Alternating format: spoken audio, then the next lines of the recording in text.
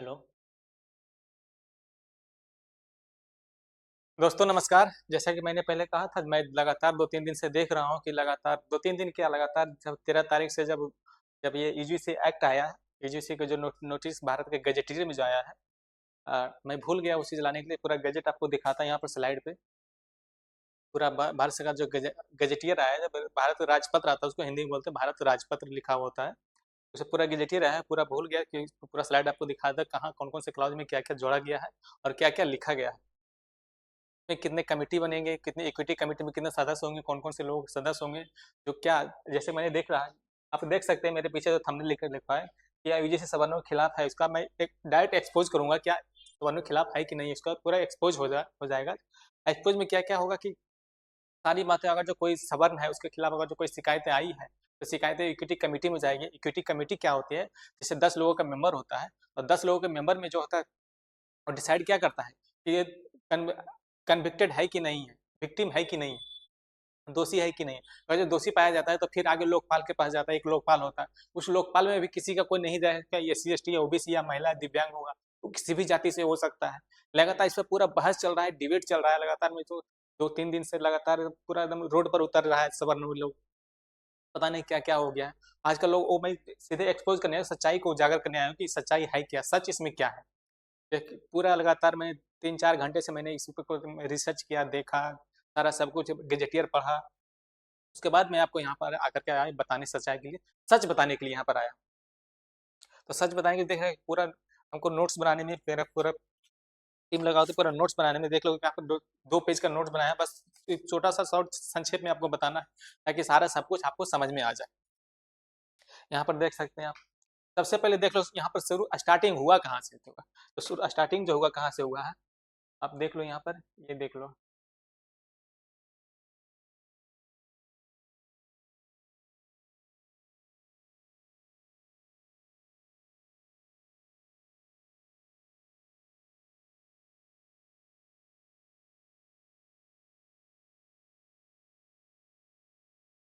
यहाँ पर देख सकते हैं ये कौन है, रोहित वेमुला, जो 2016 में इनकी सुसाइड कर लिया था। जिनको कि SC ST OBC लोग क्या कहते हैं कि संस्थागत हत्या है, ये इंस्टीट्यूशनल मर्डर है, ये कहते हैं रोहित वेमुला। उसी पर जब सुप्रीम कोर्ट में केस गया था तो सुप्रीम कोर्ट ने डिसाइड किया था, जो 2012 का जो डिसीजन था, उसको डिसीजन बोला कि नहीं, डिसीजन जो पूरा काफी इनफ नहीं है, इसमें कुछ कमी है, इसको फिर से एक रेगुलेट बनाया जाए, फिर से रेगुलेट किया जाए, उसमें सभी सभी लोगों को सदस्यता दी जाए। उस मेंबर में बनेगा, वो 10 लोगों के मेंबर, उसमें सभी लोगों की सहभागिता हो। ये देखो, ये दर्शन सोलंकी IIT मुंबई के चौथे ईयर के लड़के हैं। ये चौथे ईयर के जो 4th ईयर के लड़के हैं, इन्होंने सुसाइड कर लिया। ये देख लो, ये है पायल तड़वी। पायल तड़वी जो है क्या, ये मुंबई के मेडिकल के स्टूडेंट रहे, इन्होंने भी सुसाइड करने पर मजबूर हो गए, इन्होंने सुसाइड कर लिया। फिर मैं बता रहा हूँ यहाँ पर से आगे होता क्या है। जैसे आगे देख सकते हो आप, यहाँ पर मैं कर रहा हूँ, जैसे यूजीसी क्या है देख लो आप। सबसे पहले यूजीसी आया था। यूजीसी सबसे पहले कब हुआ? यूजीसी कब आया? आया 1956 में। यूजीसी 1956 में फिर 2012 में एक रेगुलेशन आया। लगातार रेगुलेशन उसमें लगातार सुधार के चलते रहे। 2012 में आया। 2012 में क्या, SC ST के जो अभी जो एक्ट आया है, उसमें सिर्फ और सिर्फ OBC को जोड़ा गया। पहले SC ST पहले से ऑलरेडी जुड़ा हुआ था, उस पर कोई दिक्कत नहीं थी, सिर्फ OBC को जोड़ा गया, इसलिए पूरा सवर्णों के खिलाफ सड़क पर आ गया। यहाँ पर क्या है, 2016 में जो इसकी दर, ये इसका जो सुसाइड किया, कब सुसाइड किया था?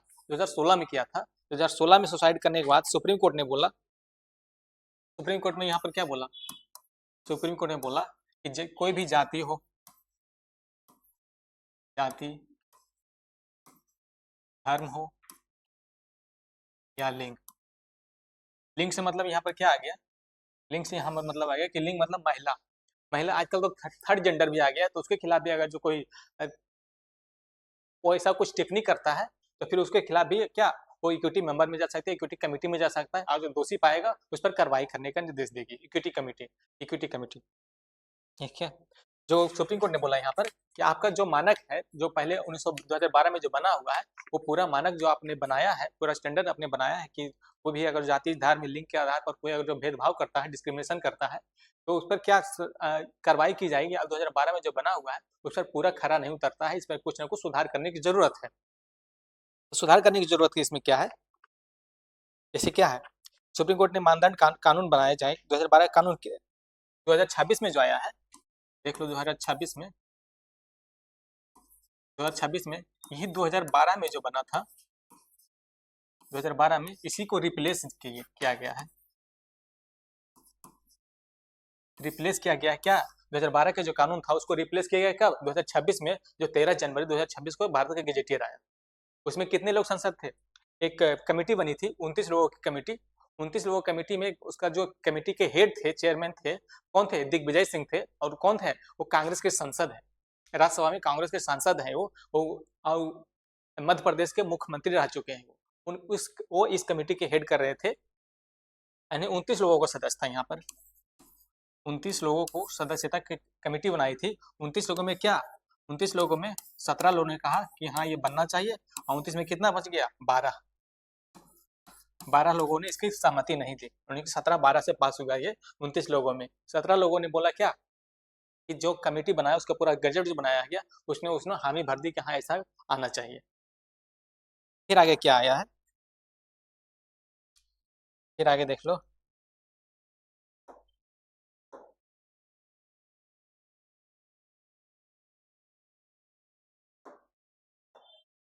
फिर आगे क्या है, इसमें क्या सुप्रीम कोर्ट ने बोला, जैसे SC तो पहले से भी था, जैसे SC SC ST पहले से था। SC ST जो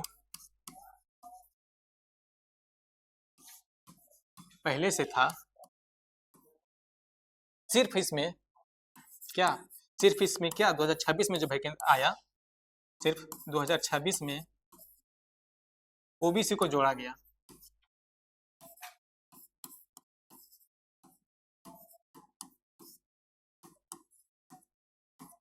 सिर्फ 2026 में जो सिर्फ OBC को जोड़ा गया, SC ST पहले से भी था।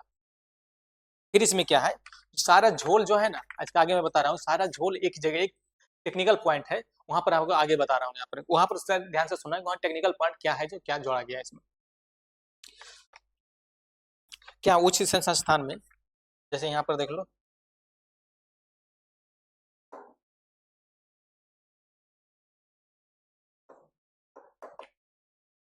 उच्च शिक्षण संस्थान में जो है, उच्च शिक्षण संस्थान मतलब क्या हो, दिल्ली दिल्ली यूनिवर्सिटी हुआ, JNU हुआ, या फिर कोई बड़े बड़े यूनिवर्सिटीज जो हुए, उसमें क्या जो जातिगत भेदभाव होता था, डिस्क्रिमिनेशन होता था, उसमें बहुत सारे लोगों को सुसाइड करने पर मजबूर किया जाता था। कितने JNU के लोग सुसाइड कर लिए हैं, कितने दिल्ली यूनिवर्सिटी के सुसाइड कर लिए हैं। अभी मैंने इतनी फोटो दिखाया क्या, एक हैदराबाद यूनिवर्सिटी, सेंट्रल यूनिवर्सिटी, एक IIT मुंबई से कर लिया, फिर एक टोपी वाला मेडिकल कॉलेज था मुंबई में, उन्होंने पायल तलबी जो थी उसी का स्टूडेंट थी, वहां पर उन्होंने सुसाइड कर लिया। सुसाइड करने पर लगातार क्या, इधर लगातार 5 सालों में जो है, 5 साल में डिस्क्रिमिनेशन डिस्क्रिमिनेशन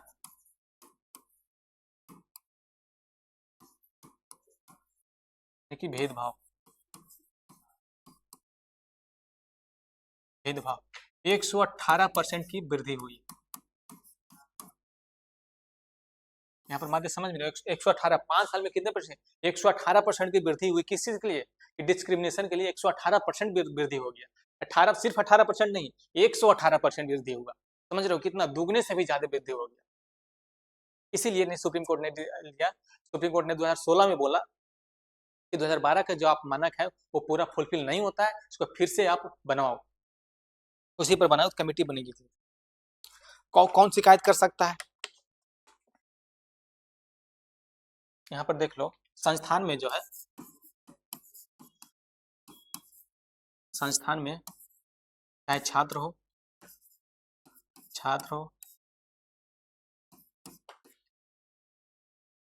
या कर्मचारी हो,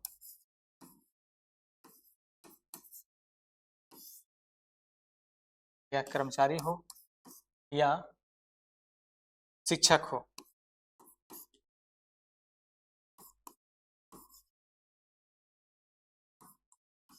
या शिक्षक हो, इन लोगों ने यहाँ जो कोई डिस्क्रिमिनेशन किया, चाहे वहाँ के छात्र डिस्क्रिमिनेशन किया हो, भेदभाव किया हो। भेदभाव मतलब क्या, जाति सूचक शब्द से आपको बोला गया हो, या फिर कोई गाली दिया गया हो ऐसा, जाति नस्ल भेद के आधार पर, जैसे कोई काला है तो काला कह करके कोई अगर जो ऐसा कुछ बोला है, तो उस पर जो क्या, उसका जो खराब लग गया। जैसे हम लोग देखते हैं कि आज ईस्टर्न रीजन के जो लोग आते हैं, पूर्वी भारत के लोग, जैसे मेघालय, अरुणाचल प्रदेश, असम वगैरह के लोग आते हैं, त्रिपुरा वगैरह का, तो पर क्या हम लोग क्या चाइनीज चाइनीज का करके उसको पुकारते हैं, कितना गंदी, उसको कितना खराब लगता हो कि भारत में रह करके भी कि हम लोगों को चाइनीज बुलाया जाता है। उसी तरह से हम लोग साउथ केरला तरफ के कोई लोग अगर चलाता है उत्तर भारत में, तो उत्तर भारत में जो लोग आते हैं उसके क्या, उसको निग्रो निग्रो का के बुलाते हैं। निग्रो में क्या होता है, काले काले, जो वो निग्रो मतलब नाइजीरिया से लिया गया शब्द, ये निग्रो निग्रो का करके बुलाया जाता है। यहाँ पर कितना खराब लगता है इस वर्ड को उच्चारण करने के लिए, और लोग कितना सोच लो अपने ही देश में रह करके, जैसे ये मान लो ना कि हम अपने घर में रह रहे हैं, तो अपने घर में रहने के बाद भी अगर हमको कहा जाएगा नहीं, कोई अगर जो कुछ ऐसा कुछ साहब, सब लोग गोरे हैं, एक लोग काला है, उसको काले काले, करुआ करुआ, कलुआ कलुआ कह करके पुकारेगा, उसको कितना खराब लगता होगा। यहाँ पर सोचने वाली बात है। यहाँ पर क्या, शिक्षक हो तो सभी के खिलाफ क्या कार्रवाई होगा, और शिकायत कर सकता है कौन कौन कौन से बेसिस के हिसाब से शिकायत कर सकता है।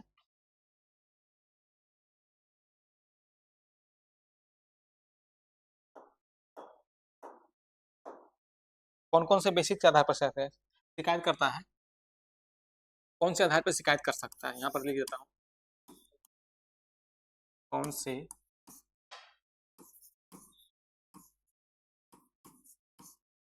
आधार पर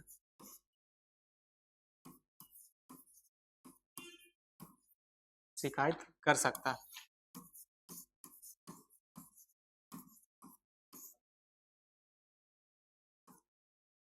कौन से आधार पर शिकायत कर सकता है, मैं यहाँ पर क्या दिया, कौन से आधार पर शिकायत कर सकता है, यहाँ पर चार पर आधार पर शिकायत कर सकता है। जेंडर के आधार पर, रिलीजन के आधार पर, जन्म स्थान के आधार पर, प्लेस ऑफ बर्थ के आधार पर, और है क्या, विकलांगता के आधार पर। जेंडर मतलब क्या, महिला, अगर जो कोई महिला है, और जो कोई महिला है उस पर अगर उसका कुछ भेदभाव किया जाए कि महिला होने के नाते ये नहीं कर सकती, वो नहीं कर सकती है क्या, ये भी डिस्क्रिमिनेशन, ये भेदभाव होगा, इस पर वो शिकायत कर सकती है। यहाँ पर लिखते हैं कौन कौन चीजें पर शिकायत कर सकती है। पहला आ गया रिलीजन के आधार पर, रिलीजन के आधार पर,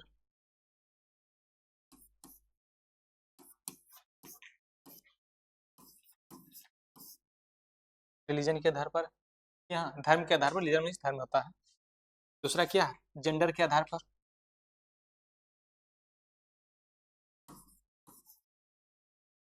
जेंडर यानी कि लिंग,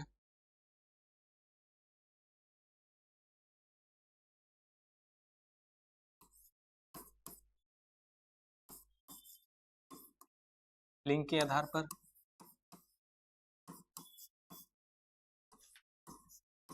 लिंग के आधार पर। फिर तीसरा क्या आ गया, प्लेस ऑफ बर्थ यानी कि जन्म स्थान के आधार पर,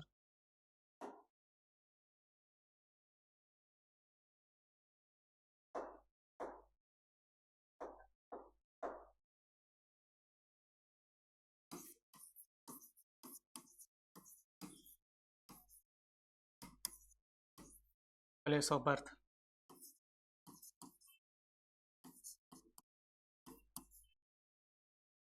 जन्म स्थान के आधार पर।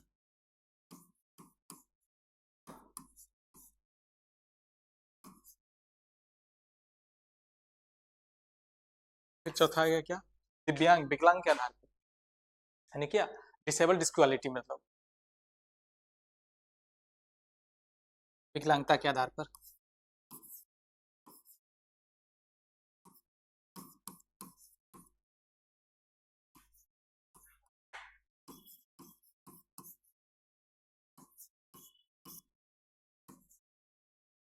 यहाँ पर देख सकता है दोस्त, जैसे यहाँ पर क्या, जैसे कौन से आधार पर शिकायत कर सकता है इक्विटी कमेटी में, तो कौन से, रिलीजन के आधार पर।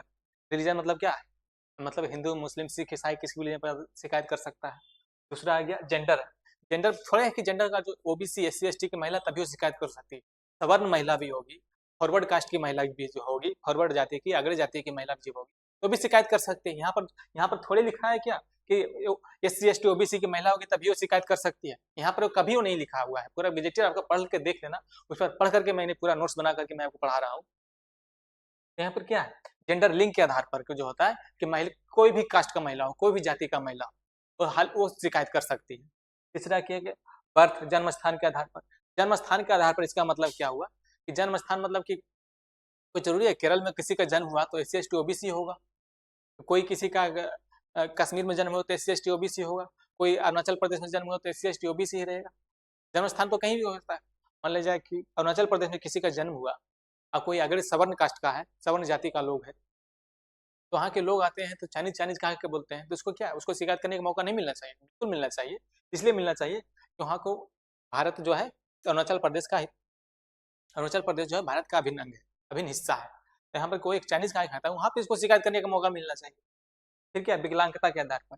विकलांगता यहाँ पर थोड़ी लिखा है कि कोई अगर SC ST OBC का विकलांग होगा तभी वो शिकायत कर सकता है। शिकायत तो सभी जाति के विकलांग लोग शिकायत करने का मौका दिया गया है SC ST OBC को ने। यहाँ पर देख सकते हैं कि सभी जाति के लोग विकलांगता के आधार पर शिकायत कर सकते हैं। यहाँ पर मेन झोल जो है यहीं पर है, आप लोगों को मैं ये बता रहा हूँ कि यहाँ मेन झोल जो है यहीं पर है। फिर मैं आगे बता रहा हूँ आपको।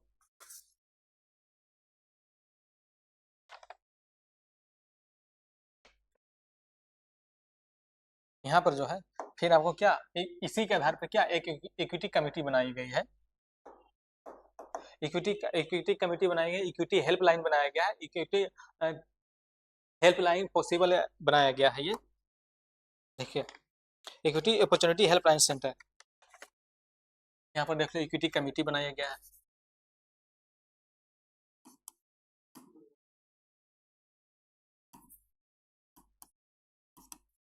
इक्विटी कमेटी बनाया गया है।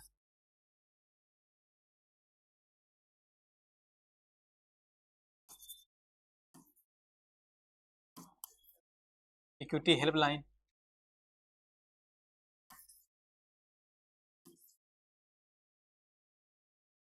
Equity opportunity helpline centre,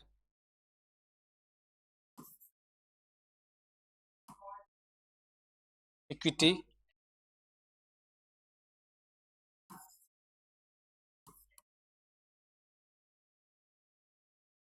equity opportunity helpline centre,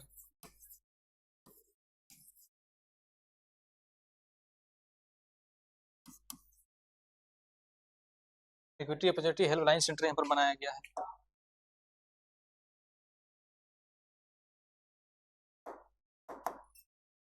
equity opportunity helpline centre जो बनाई जाएगी उसमें क्या है,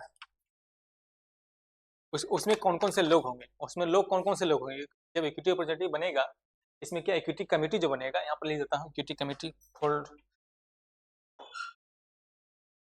यहाँ पर मैं कलर चेंज करता हूँ।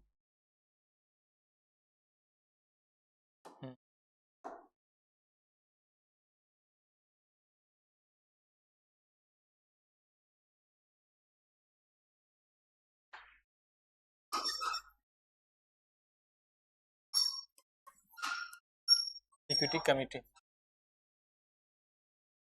इक्विटी कमेटी जो बनाया गया है, एक मिनट दोस्त।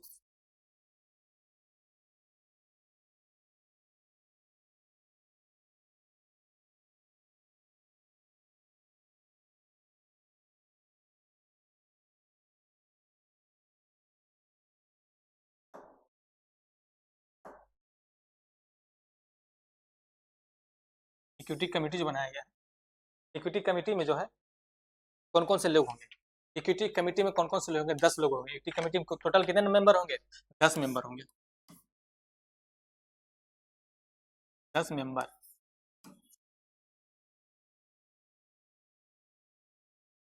10 मेंबर। इक्विटी कमेटी में टोटल कितने मेंबर होंगे, 10 मेंबर। और 10 मेंबर में से कौन कौन से उसमें होगा ये मैं आपको बता रहा हूँ। सब सारा लोचा यहीं पर बोल रहा हूँ, सारा लोचा सारा झोल यहीं पर है, इसलिए मैं आपको बता रहा हूँ पूरा सारा सुनना चाहिए, आपको देखना चाहिए क्या उसमें सच्चाई है, ये मैं आपको बता रहा हूँ। इससे पहला क्या है, इसमें पहला मेंबर कौन होगा, इसमें पहला कौन होगा, निदेशक, प्रिंसिपल या वाइस चांसलर होगा। निदेशक होगा या उस संस्थान का प्रिंसिपल हो सकता है, या उसमें क्या वीसी हो सकता है। वीसी मतलब वाइस चांसलर होगा। ये हो गया पहला। फिर दूसरा में आ जाओ यहाँ पर। दूसरा में क्या है, प्रोफेसर और सीनियर फैकल्टी हो सकते हैं।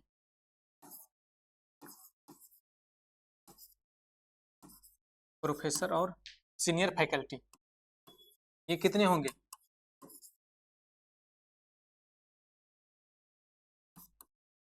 सीनियर फैकल्टी, ये कितने लोग होंगे, ये होंगे 3 लोग।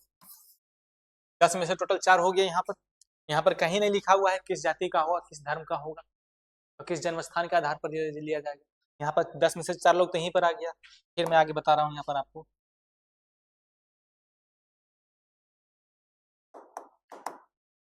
फिर मैं आगे क्या है यहाँ पर, फिर क्या स्टूडेंट हो। यहाँ पर तीसरे में क्या आ गया, स्टूडेंट।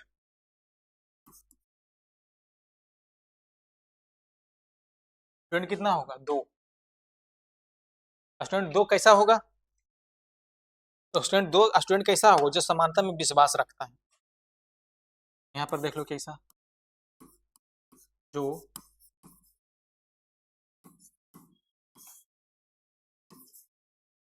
समानता में विश्वास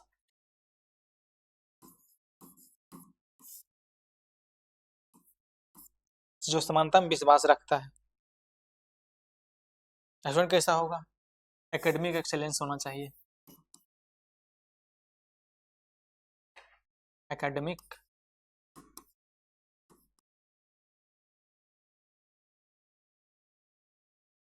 एक्सेलेंस होना चाहिए। दूसरा अब आगे क्या है, एकेडमिक एक्सेलेंस होना चाहिए। दूसरा मेरिटोरियस होना चाहिए।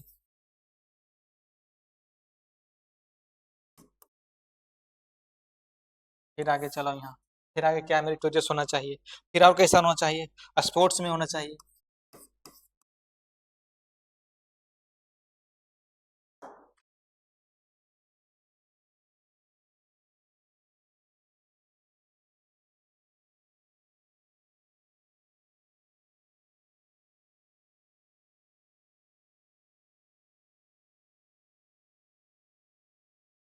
स्पोर्ट्स में होना चाहिए। फिर क्या, सोशल एक्टिविटीज में होना चाहिए।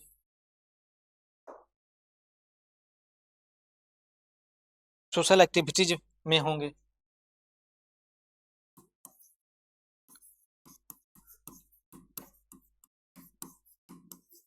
सोशल एक्टिविजन एक्टिविज में जो होंगे, सोशल एक्टिविटी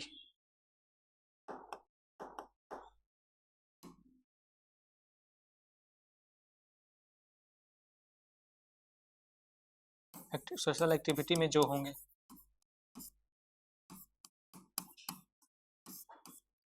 यहाँ तक मैंने आपको बातें समझा दी। तीसरा में क्या है, ये सारे क्या स्टूडेंट में भी जो होंगे, जो समानता में विश्वास रखता है, उसके स्टूडेंट को चुना जाएगा उस सदस्यता अभियान इक्विटी इक्विटी मेंबर में। तो क्या, जो समानता में विश्वास रखता है, जो एकेडमिक एक्सीलेंस हो, जो मेरिटोरियस हो, जो स्पोर्ट्स में हो, जो सोशल एक्टिविटीज में हो, जो डिबेट में अच्छा करता हो, उस स्टूडेंट को वहां पर उस इक्विटी कमेटी में रखा जाएगा। यहाँ तक बातें समझ में आ रही है आपको। फिर आगे चौथा क्या है, तो सिविल सोसाइटी से रहेंगे। चौथा में आ जाओ, सिविल सोसाइटी।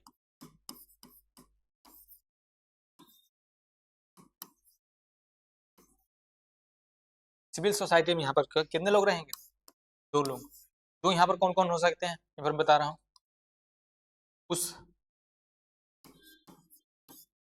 उस सिटी का मेंबर हो सकते हैं, उस सिटी या टाउन का मेयर हो सकता है।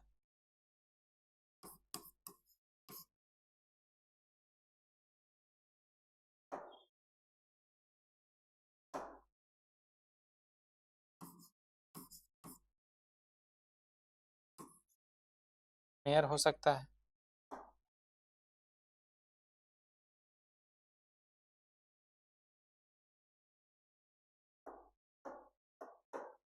मेयर हो सकता है।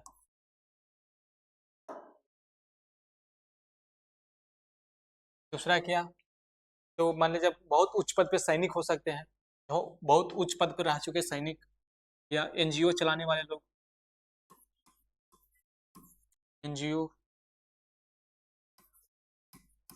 एनजीओ के संचालक, जो बहुत बड़े एनजीओ वो हो सकते हैं। पद्मश्री या पद्म विभूषण या ये सब हो सकते हैं। पद्मश्री,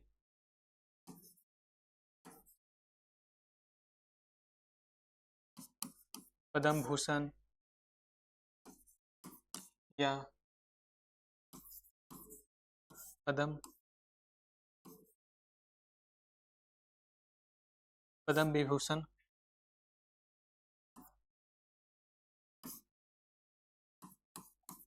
वाले लोग।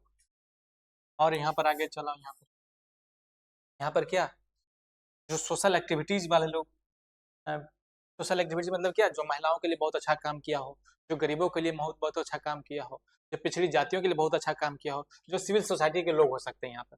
यहाँ तक बातें समझ में आ रही है।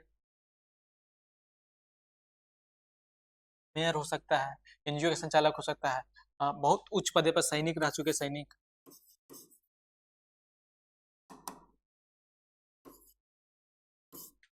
उच्च पदों पर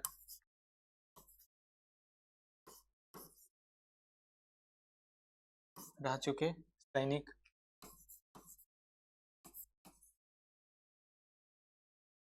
सिविल सोसाइटी मतलब यहाँ तक समझ रहे हैं। यहाँ पर यानी कि वो टीचर यानी कि वो कोई मतलब नहीं है कि टीचर्स होना चाहिए नहीं होना चाहिए, प्रोफेसर होना चाहिए नहीं होना चाहिए, यानी कि सिविल सोसाइटी यानी कि उस इंस्टीट्यूशन से बाहर के लोग रहेंगे उस इक्विटी मेंबर में। यहाँ तक बातें समझ में आ रही है आपको। जैसे यहाँ पर क्या है कि जो 10 लोगों की इक्विटी कमेटी बनी है उसमें क्या 2 सिविल सोसाइटी के लोग रहेंगे, यानी कि मान लीजिए अभी पटना में है तो पटना क्या, पटना का मेयर हो सकता है, पटना के लोग जो पद्म श्री पद्म भूषण पद्म विभूषण पा चुके हैं वो लोग भी हो सकते हैं, या तो फिर जो पटना में बहुत अच्छे अच्छे एनजीओ चला रहे हैं उसका हेड हो सकते हैं, या फिर उच्च पदे पर रह चुके सैनिक हो सकते हैं। यहाँ तक बातें समझ में आ रही है आपको। यह इस कमेटी में ये लोग शामिल, कितनी अच्छी कमेटी बनाई गई। फिर आगे आ जाए यहाँ पर,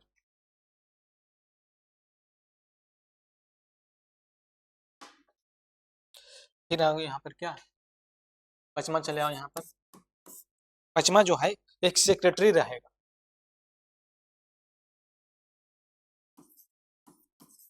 पदेन सचिव, पदेन सचिव कौन रहेगा, एक लोग रहेगा। ये कौन रहेगा, तो ये मैं आपको बता रहा हूँ ये कौन रहेगा, कॉलेज या इंस्टीट्यूशन का फैकल्टी, कॉलेज या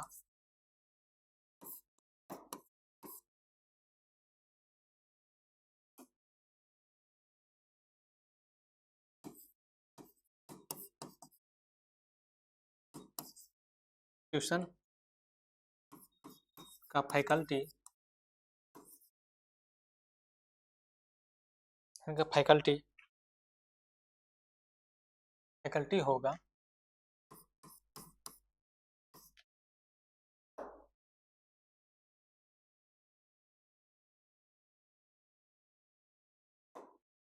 जो समानता में विश्वास रखता हो।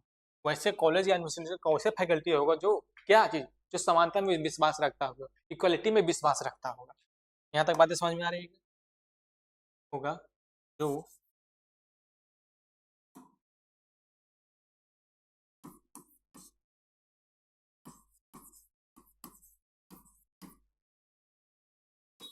जो समानता में विश्वास रखता है।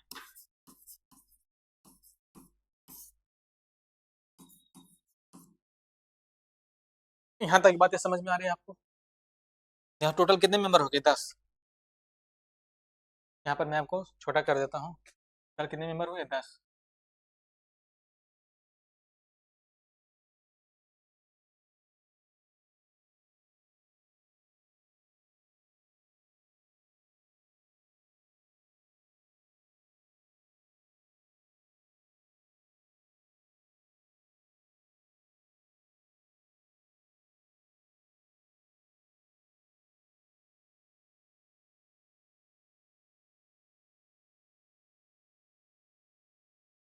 यहाँ तक बातें समझ में आ रही है आपको? यहाँ तक मैंने बता दी कि कहाँ, देखो एक एक निदेशक प्रिंसिपल या वीसी हो सकता है, ये यहाँ पर होगा ये, फिर प्रोफेसर सीनियर फैकल्टी 3, फिर क्या जो 2 स्टूडेंट होगा, स्टूडेंट में कैसा होगा, जो समांतर विश्वास रखता हो, जो एकेडमिक एक्सेलेंस में होगा, वैसा स्टूडेंट नहीं जो नेतागिरी में आके रहता है, जिंदाबाद मुर्दाबाद करने में, पुतला दहन करने में, ये सब करने में आगे रहता है, वैसा स्टूडेंट को कमेटी में नहीं रखा जाएगा। कमेटी में किसको रखा जाएगा? जो एकेडमिक एक्सेलेंस होगा, जो समांतर विश्वास रखता है, जो स्पोर्ट्स में होगा, सोशल एक्टिविटीज में होगा, जो समानता में विश्वास रखता। समानता मतलब क्या? जो महिलाओं पुरुषों थर्ड जेंडर हो, सभी को बराबरी इक्वलिटी इक्वलिटी से ट्रीट करता हो। यहाँ पर आगे फिर सिविल सोसाइटी के 2 लोग रहेंगे, फिर पदेन सचिव रहेंगे, यानी पदेन सचिव कौन रहेगा? कॉलेज इंस्टीट्यूशन का फैकल्टी होगा जो समानता में विश्वास रखता है। यहाँ तक बातें पूरा समझ में आ रही है आपको? फिर आगे आ जाओ यहाँ पर। यहाँ पर जो दिया गया है, यहाँ पर अब आगे आ जाओ। यहाँ पर मैं आगे बता रहा हूँ, यहाँ पर से मैं आगे क्या बता रहा हूँ, वैसे लोग, यहाँ पर आ जाओ। अब 10 मेंबर में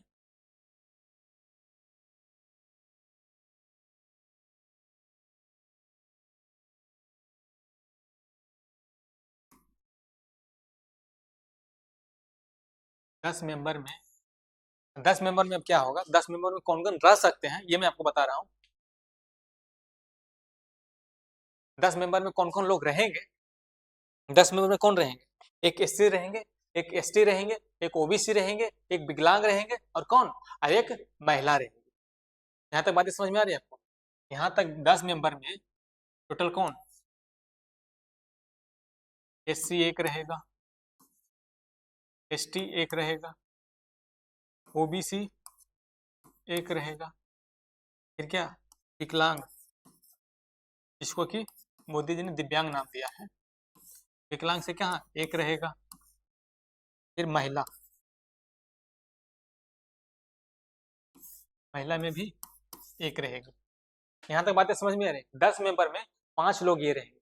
अब मान लीजिए 5 लोग में सारा झोल यहीं पर है, 10 मेंबर इक्विटी मेंबर में वहीं पर सारा झोल यहीं पर है, ये मैं आपको बता रहा हूँ। यहाँ पर जो है क्या, यहाँ पर 3 लोग तो मान लीजिए 10 लोग मेंबर है, तो 10 लोग मानते हैं कि एक पक्ष को लेकर के डिसीजन ले सकता है 3 लोग, उससे 3 लोग एससी एसटी ओबीसी 3। अब विकलांग और महिला में कहीं नहीं लिखा हुआ है, विकलांग और महिला में कहीं नहीं लिखा हुआ है क्या, जो एससी से होगी, एसटी से होगी, या ओबीसी से होगी, या फिर जनरल कास्ट से होगी, ये कहीं नहीं लिखा हुआ है कि एससी एसटी ओबीसी या जनरल कास्ट से होगी दिव्यांग और महिला। दिव्यांग जो है जनरल भी हो सकता है, ओबीसी भी हो सकता है, एससी भी हो सकता है, या फिर और भी हो सकता है। यहाँ पर लिख देता हूँ, एससी भी हो सकता है, एसटी भी हो सकता है, ओबीसी भी हो सकता है, और क्या, जनरल कास्ट भी हो सकता है, जनरल कास्ट। फिर देखो यहाँ पर ये भी वैसे ही है, ये एससी भी हो सकती है, एसटी भी हो सकती है, ओबीसी भी हो सकती है, और क्या, जनरल कास्ट के भी लोग।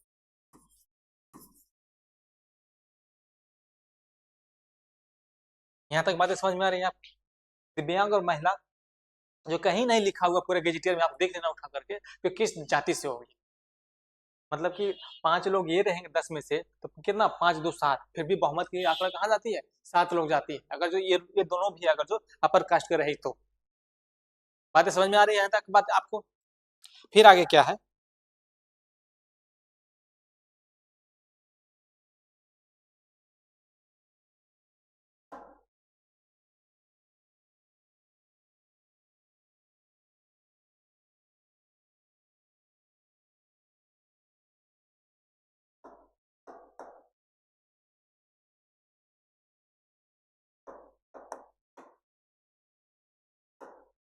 फिर आगे क्या है, फिर आगे में आ जाओ। आगे यहाँ पर क्या दिया हुआ है कि आगे जो है इसमें कितने साल की सदस्यता होगी, कितने साल की सदस्य होगी, कितने साल की जो मेंबर बनेगा, कितने साल की उसको मेंबर रहेगा, कि कितने साल के रहेगा, 2 साल के रहेगा, कितने साल की, 2 साल के रहेगा।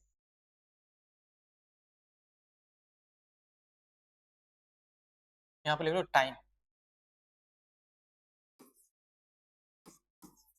टाइम कितना है, 2 साल, टाइम कितना है, 2 साल। तो 2 साल जो है, 2 साल में क्या होगा, बैठक करनी होगी हर एक,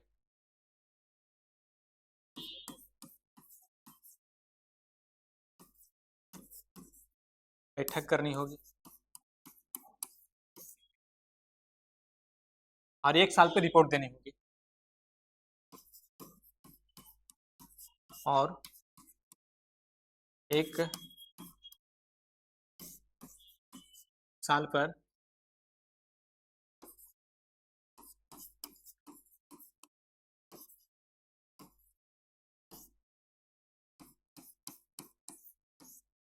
1 साल पर रिपोर्ट देनी होगी। यहाँ तक बातें समझ में आ रही है आपको? 1 साल पे रिपोर्ट देनी होगी या 2 साल में 2 बार रिपोर्ट देगी। फिर आगे क्या है, यहाँ पर भी अगर जो इक्विटी मेंबर में शिकायत चला गया तो क्या उसका एक एम्बेसडर बनाया जाए। एम्बेसडर का मतलब हो गया इक्विटी एम्बेसडर बनेगा। किस लेवल पे? यूनिवर्सिटी लेवल पर एक एम्बेसडर बनाया जाएगा।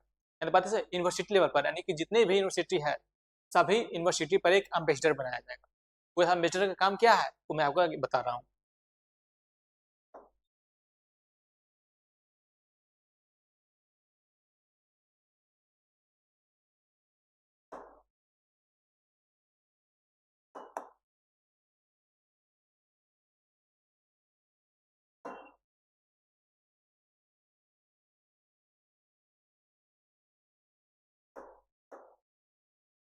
उस एम्बेसडर का काम क्या है? एक एम्बेसडर बनाएगा। एम्बेसडर क्या देखेगा? वो एम्बेसडर देखेगा हॉस्टल, एम्बेसडर रहेगा कहाँ? एक हॉस्टल में रहेगा, लाइब्रेरी में रहेगा, ग्राउंड में रहेगा, या फिर कहीं किसी तरह का कोई भेदभाव हो रहा है कि नहीं हो रहा है। तो एक देखना किसको काम है? एक एम्बेसडर देखने का काम होगा। एम्बेसडर का नियुक्ति कौन करेगा? एक यूनिवर्सिटी में एक एम्बेसडर बनाया जाए, वो सारा सब कुछ देखेगा वो। यहाँ तक बातें समझ में आ रही है आपको? यहाँ पर क्या एक इक्विटी एम्बेसडर बनाया जाएगा, एक इक्विटी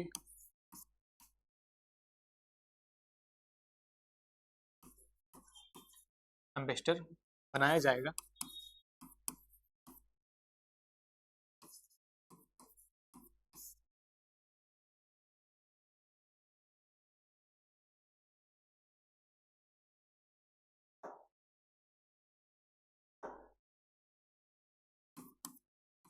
एक इक्विटी एम्बेसडर बनाया जाएगा जिसका काम क्या है?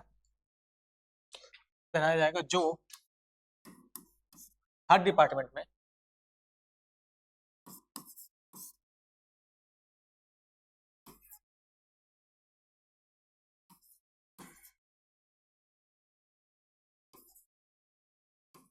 हर डिपार्टमेंट में क्या होगा? हर डिपार्टमेंट में मतलब कि जैसे कि हर डिपार्टमेंट में जैसे हॉस्टल में, हॉस्टल में हुआ, लाइब्रेरी में हुआ, प्ले ग्राउंड में हुआ,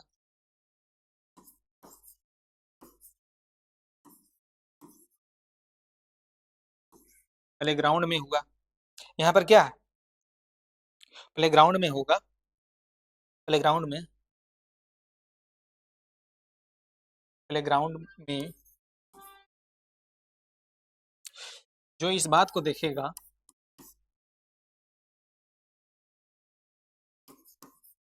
जो इस बात को देखेगा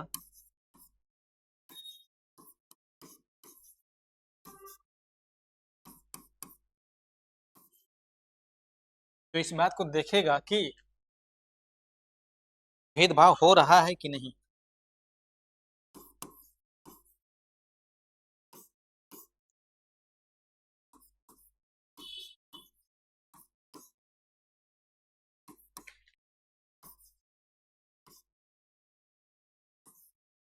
भेदभाव हो रहा है कि नहीं, और इसकी रिपोर्ट दे तैयार करेगा। और यदि हो रहा है तो उसको रिपोर्ट देगा, नहीं हो रहा है तो भी रिपोर्ट देगा। यहाँ तक अगर तो भेदभाव हो रहा है तो भी रिपोर्ट देगा, नहीं हो रहा तो भी, नहीं कि फिर उसका रिपोर्ट देते रहना काम है। रिपोर्ट देना उसका काम है, हो रहा है कि नहीं हो रहा है।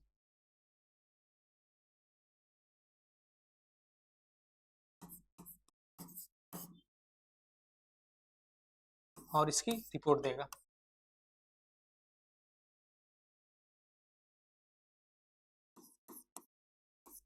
यहाँ तक बातें समझ में आ रही है आपको?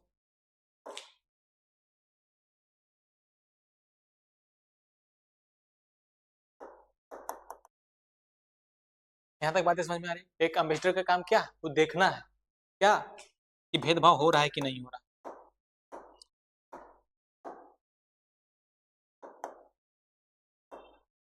यहाँ तक बातें समझ में आ रही है? फिर आगे मैं बताता हूँ।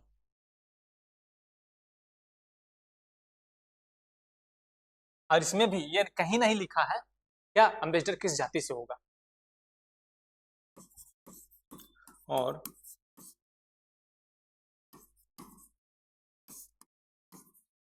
इसमें भी ये कहीं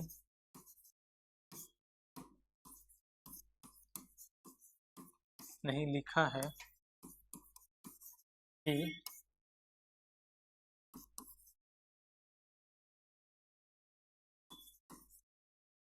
एम्बेसडर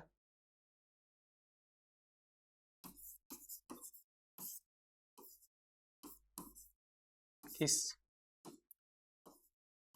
किस जाति, लिंग आदि से होगा।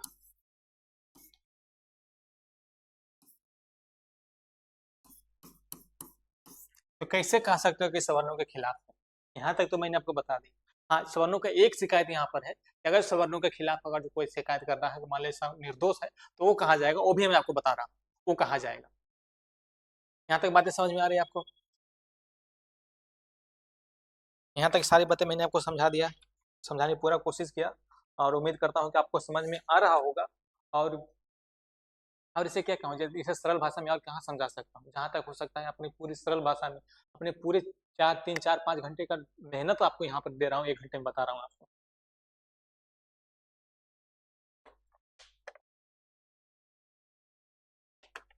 यहाँ पर फिर आगे बता रहा हूँ।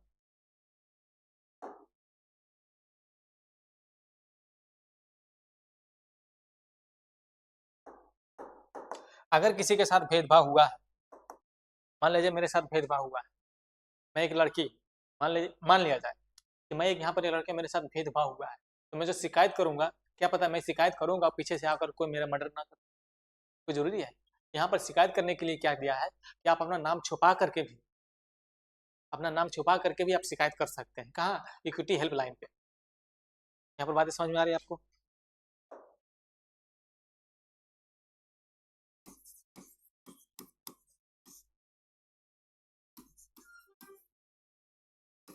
अगर किसी के साथ अगर किसी के साथ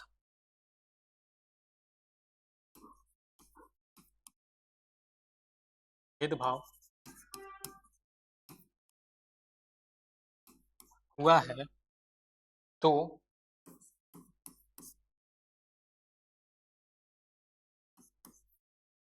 इक्विटी हेल्पलाइन पर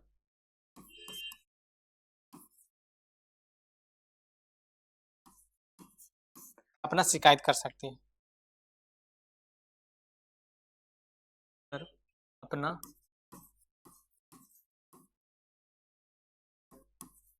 नाम, पता,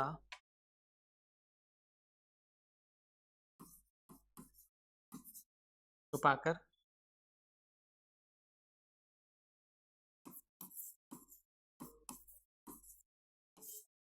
शिकायत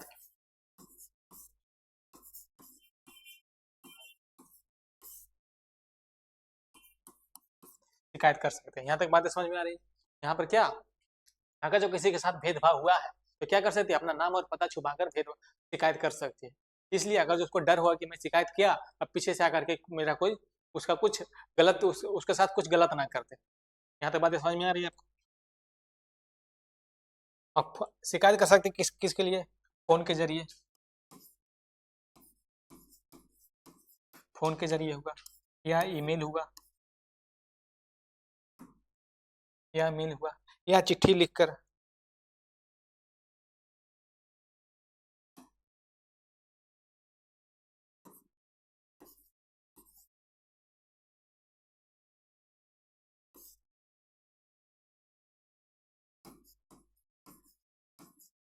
चिट्ठी लिखकर आदि आदि के माध्यम से।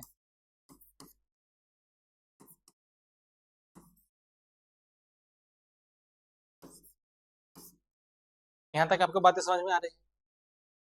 यहाँ पर क्या, अगर किसी के साथ भेदभाव हुआ है तो क्या कर सकती है, फोन, ईमेल या चिट्ठी लिखकर क्या वो अपना शिकायत दर्ज कर सकती है। यहाँ तक बातें समझ। और शिकायत करने में क्या, आखिर उस इंस्टीट्यूशन कोई कर्मचारी हो, शिक्षक हो या छात्र हो, किसी के भी खिलाफ हो, चाहे कोई भी,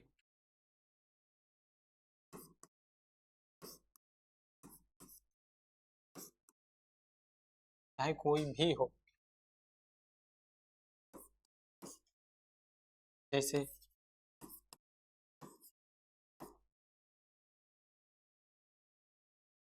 कर्मचारी हो, छात्र हो या शिक्षक हो।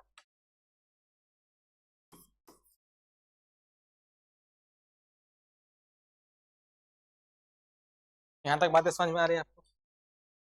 कहीं पर भी अपना शिकायत दे सकते हैं किसी के खिलाफ, चाहे कर्मचारी रहे, चाहे वो शिक्षक रहे, या तो फिर क्यों ना कोई छात्र रहे, किसी के भी खिलाफ वो शिकायत कर सकती है, फोन, ईमेल, व्हाट्सएप, चिट्ठी लिखकर, किसी के कोई माध्यम से। यहाँ तक बातें आपको समझ में आ रही है?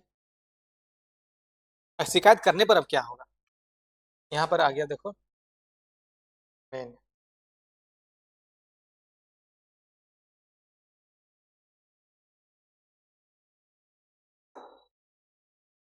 शिकायत करने पर क्या हुआ, 24 घंटे के अंदर इक्विटी मेंबर बैठक करेगी। क्यों, मान लिया आज शिकायत हुआ तो आज से 24 घंटे के अंदर वो बैठक करेगी और 15 वर्किंग डे में वो निर्णय लेगी क्या कि वो जो शिकायत किया वो सही है कि नहीं, 15 दिन के अंदर।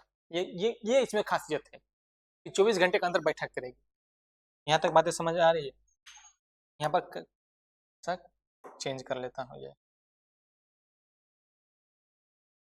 शिकायत करने पर यहाँ देखो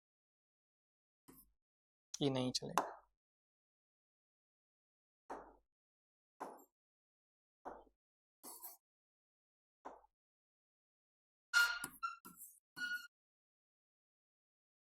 शिकायत करने पर,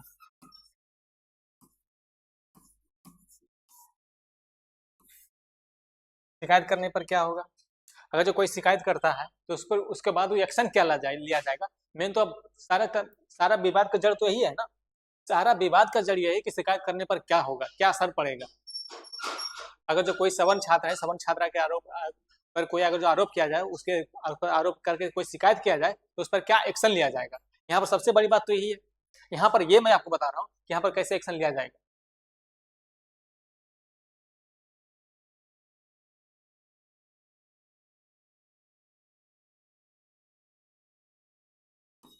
इक्विटी कमिटी,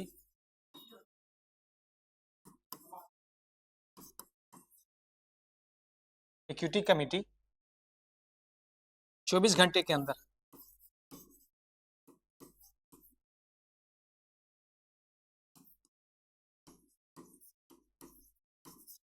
24 घंटे के अंदर एक्शन लेगी।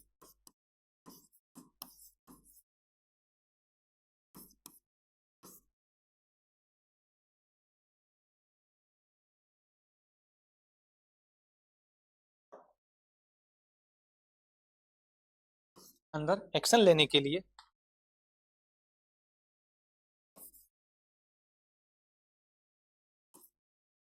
बैठक करेगी।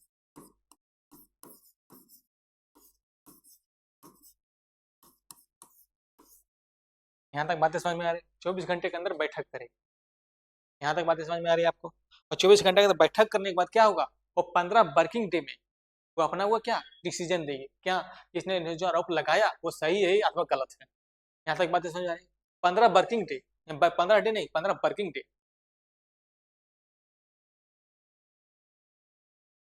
और 15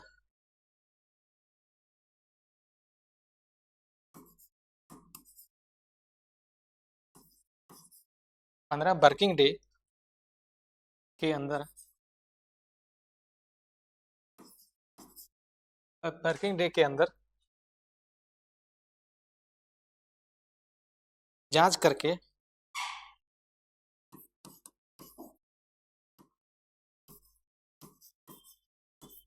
जांच करें क्या, किसको देगी, हेड ऑफ इक्विटी को वो अपना क्या जो भी होगा जांच में जो भी पाएगा किसको, हेड ऑफ इक्विटी को देगी अपना।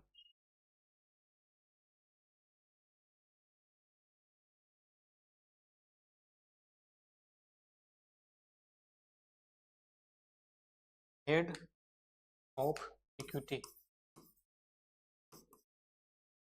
यानी का प्रिंसिपल हो सकता है,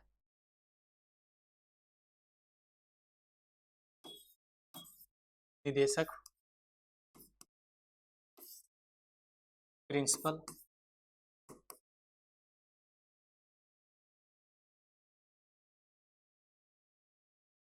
या वीसी, कोई भी हो सकता है, वीसी।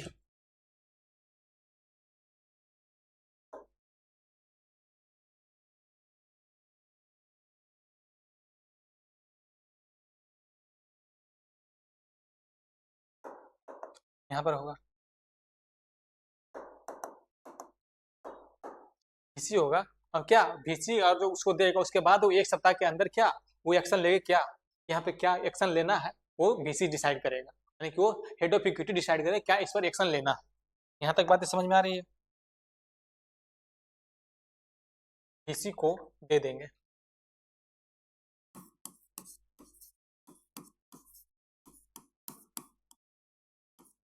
यहाँ तक बातें समझ में आ रही है आपको? वीसी को दे देंगे, क्या हेड ऑफ इक्विटी को दे देंगे।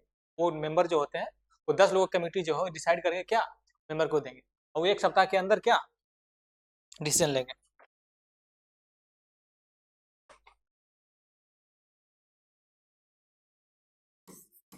और हेड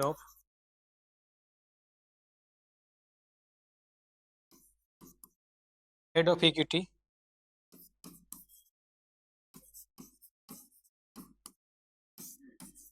1 सप्ताह के अंदर 1 सप्ताह के अंदर क्या फैसला लेगा।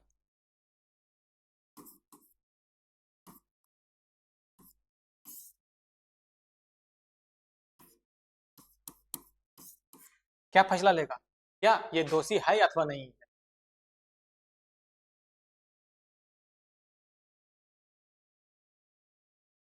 और अगर आपराधिक कृत है,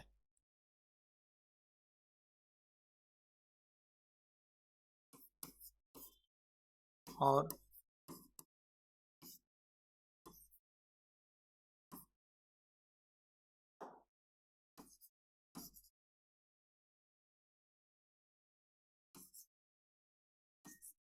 आपराधिक कृत है, और अगर आपराधिक कृत है तो पुलिस ऑथराइज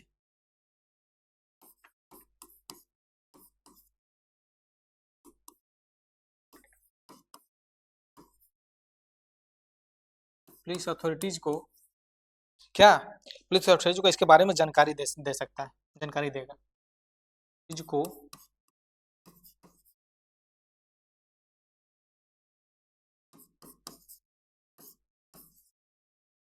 के बारे में जानकारी देगा।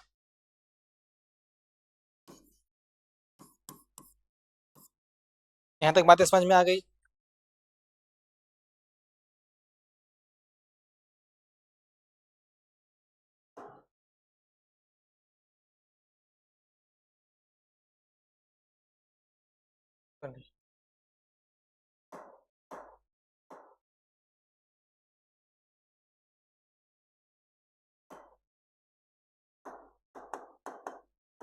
एक नया पेज ले लेता हूँ।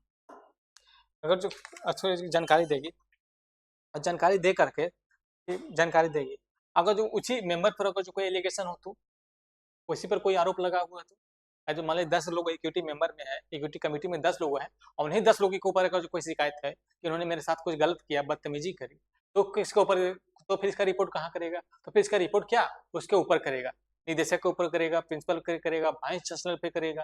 यहाँ तक बात समझ आ रही है? इस सबके ऊपर रिपोर्ट करेगी।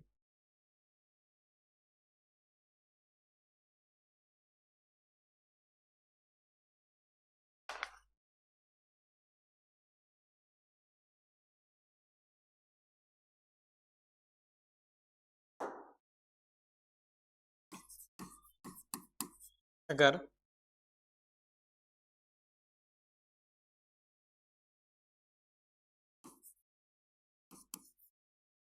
इक्विटी समिति इक्विटी समिति के ऊपर ही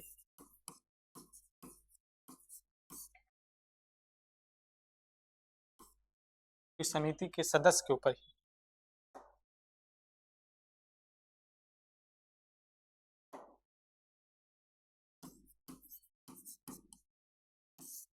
सदस्य के ऊपर ही अगर जो कोई आरोप है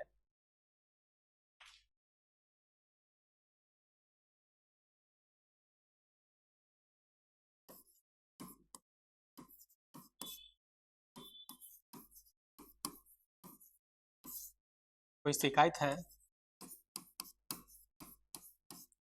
तो इसका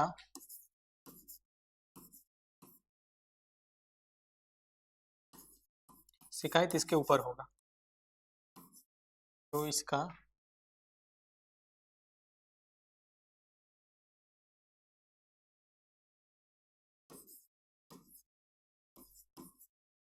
रिपोर्ट इसके ऊपर होगा।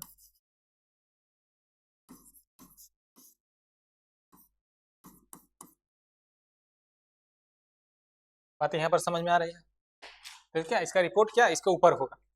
बातें समझ में आ रही है। अगर जो इक्विटी मेंबर के ऊपर है अगर तो उसका रिपोर्ट कहाँ होगा प्रिंसिपल के पास होगा। अब प्रिंसिपल पर आरोप है तो क्या उसका आरोप उसका रिपोर्ट कहाँ जाएगा वीसी के पास जाएगा। यहाँ तक बातें समझ में आ रही है आपको। फिर अगर ज्यादा है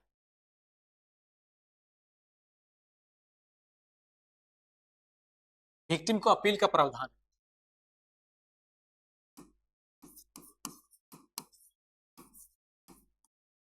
विक्टिम को अपील का प्रावधान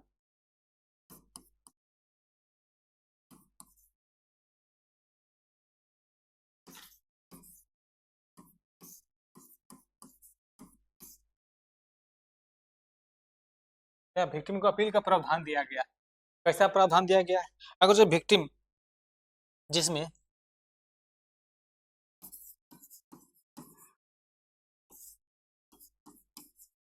एक लोकपाल होगा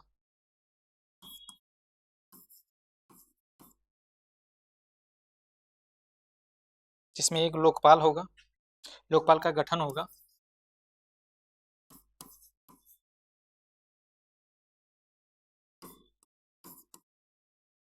जिसमें एक लोकपाल का गठन होगा विश्वविद्यालय के स्तर पर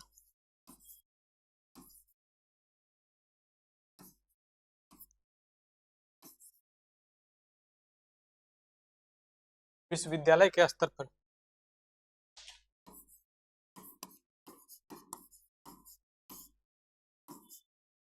विश्वविद्यालय के स्तर पर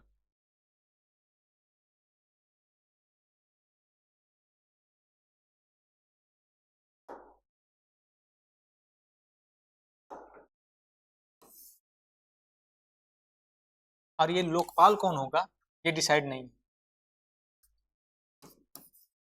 ये किस वर्ग से होगा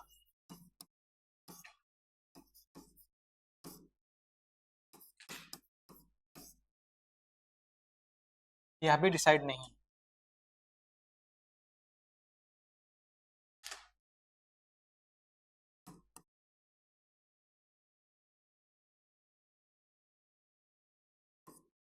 बात यहाँ तक समझ में आ रही है आपको। मतलब क्या ये एससी से भी हो सकते हैं एसटी से भी हो सकते हैं ओबीसी भी हो सकते हैं विकलांग भी हो सकता है या महिला भी हो सकता है। यहाँ तक बातें समझ में आ रही है आपको। लोकपाल कौन होगा इसका भी डिसाइड नहीं। फिर कैसे कहता है कि पता नहीं क्या 90% लोग तो इसके बारे में कुछ पढ़े नहीं है वैसे लोग सड़क पर उतर गए हैं। अगर इसके बारे में पढ़ेंगे समझे मानते कि सड़क पर उसका उतरने का भूख हड़ताल करने का धरना प्रदर्शन करने का उनको राइट है बिल्कुल वो कर सकते हैं आपके अगर उसका कुछ लगता है तो। फिर मैं आ गया था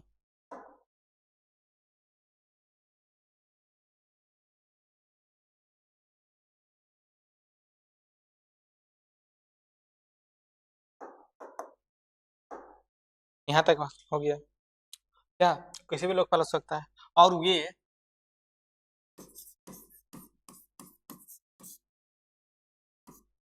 30 दिनों के भीतर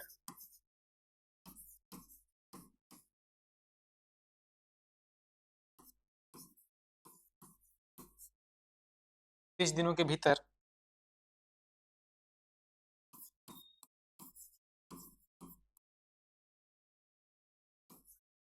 लोकपाल के यहाँ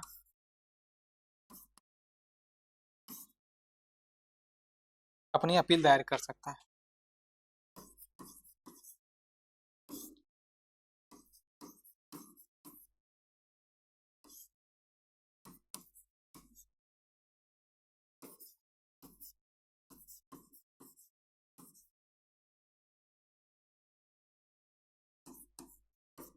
अपनी अपील दायर कर सकता है।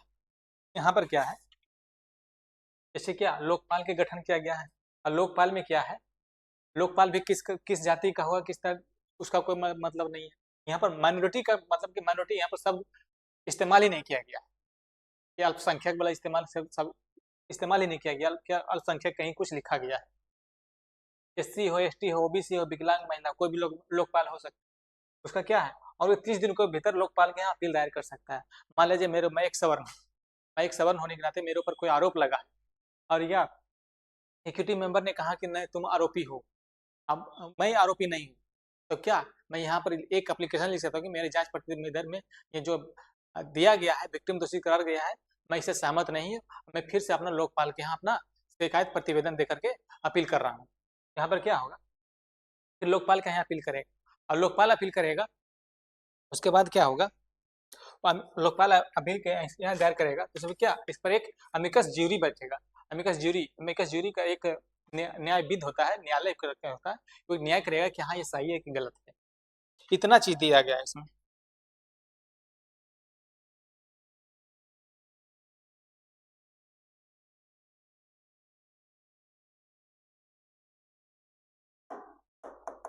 हाँ, उसका भी पैसा, उसका जो अमिकस ज्यूरी बैठेगा उसका भी पैसा कौन देगा, वो संस्थान देगी, यानी कि उस लड़के पर या फिर जिस पर आरोप लगा है वो पैसे देने के लिए बाध्य नहीं, वो पैसे नहीं देगा।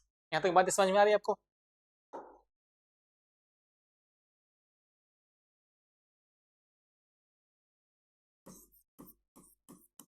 और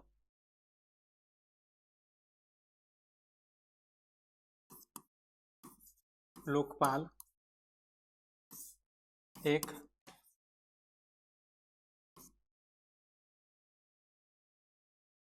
अमिकस ज्यूरी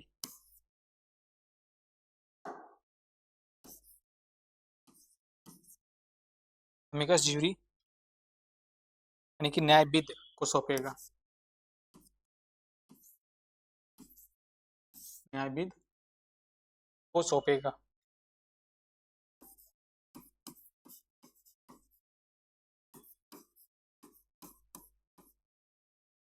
न्यायविद को सौंपेगा, न्यायविद के सौंपने के बाद क्या होगा, और इस अमिकस ज्यूरी को उस संस्थान उसकी फीस भरेगा, और इस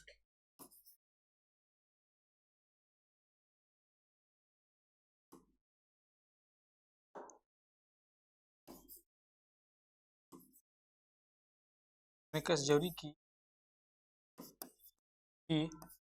कौन भरेगा, वो संस्थान भरेगा।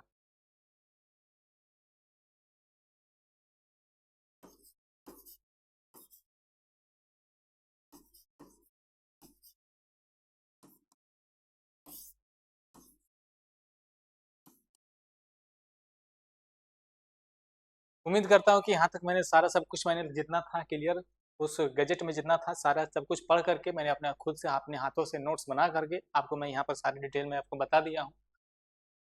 मुझे लगता है कि यहाँ पर आगे अब कुछ करने की जरूरत है ही नहीं, आपको जितना होगा सारी समझ लिए होंगे। अगर फिर भी इतना समझने का अगर जो मैंने इतना समझाने के बाद भी अगर जो लगता है कि कुछ बचा रह गया तो कमेंट कर सकते हैं, कमेंट कीजिएगा। कंप्लेंट एंड सजेशन दोनों, शिकायत और सुझाव दोनों में चाहता हूँ कि शिकायत भी करें सुझाव भी करें कि क्या इसमें मैंने कंपनियां छोड़ी है और क्या नहीं छोड़ी। हाँ, यहाँ पर एक कमी है कि सवन के अलावा अगर जो कोई शिकायत करता है और निर्दोष पाया जाता है तो फिर वो कहाँ जाएगा, यहाँ पर एक हल्का सा लोचा है बस, और बाकी कुछ नहीं है। बाकी सारा सब कुछ सेम है। बाकी ऐसा कुछ नहीं। कितना अच्छा चीज़ है कि 10 लोगों इक्विटी मेंबर, और 10 लोग के 10 लोग, समझ रहे हो? अगर बहुमत में आएगा उसमें 5-6 लोग चाहिए, उसमें 5-5 से भी नहीं होगा, 6 लोग चाहिए कि 6 लोग एक तरफ और बाकी 4 लोग एक तरफ, तभी वो डिसाइड कर पाएगा कि दोषी है या नहीं है। यहाँ तक बातें आपको समझ में आ रही होगी।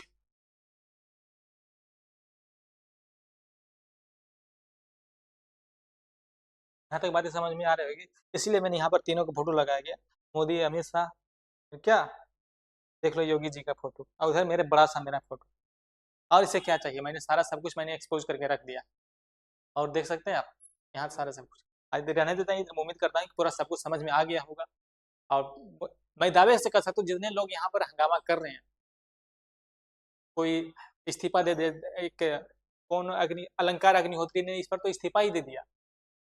फिर एक पता नहीं देश में क्या चल रहा है, कौन सी नौटंकीबाज ड्रामा चल रहा है, पता नहीं, समझ में नहीं आ रहा। यहाँ पर आपको देखने की बात है। यहाँ तक रहने देता हूँ, ठीक है। जय हिंद, जय भारत।